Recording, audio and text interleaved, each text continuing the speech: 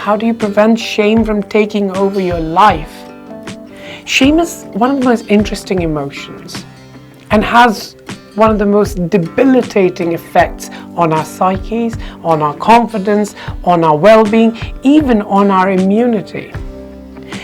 And the shame spiral can start with something like, I did something wrong and I am wrong.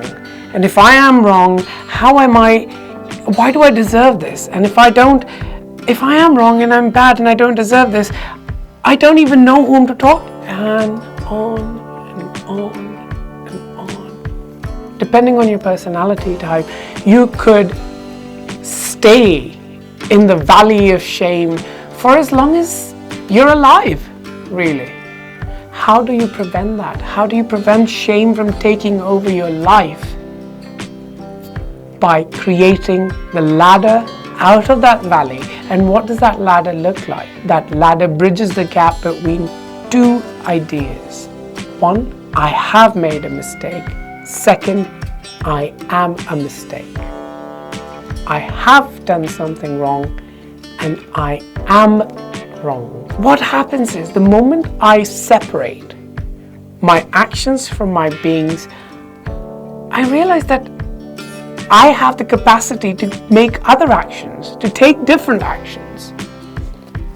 And that confidence only comes from knowing that you are the actor of your deeds, you are not your deeds. In the same way, sometimes we could have thoughts that are very shameful. We don't just sit and think all lovely and noble and amazingly loving thoughts. No. We have some thoughts that we didn't generate and are there in our heads and they're shameful. And we're ashamed of how we think.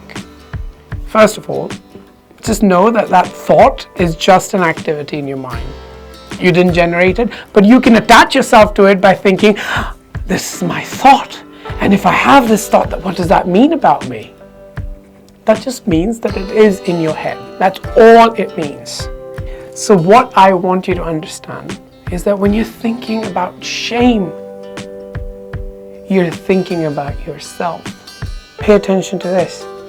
The antidote to shame is compassion. Compassion and vulnerability towards yourself and towards others. When you're accepting of who you are, when you are able to not forgive, but take responsibility for what you've done. In fact, shame prevents you from taking responsibility. Research shows that shame is actually prohibitive of taking responsibility. So the fact that you're able to take responsibility for yourself, that means there's hope for change. And when there's hope for change and change through compassion, that is when shame will start to disappear on its own. Some of the practical ways of dealing with shame is that whenever you're feeling it, name it to yourself, however silently, just say, I'm feeling shame. Then talk to your shame. I know you're here, but do you need to be? I know what I've done is probably not the best thing, but I am the one who's going to do the better thing. So, make friends with yourself, talk to the shame inside of you, and you will see that shame would do what it is required to do in your body, in your life, and not take over your life. Just know that you never have to apologize for being born, for being who you are.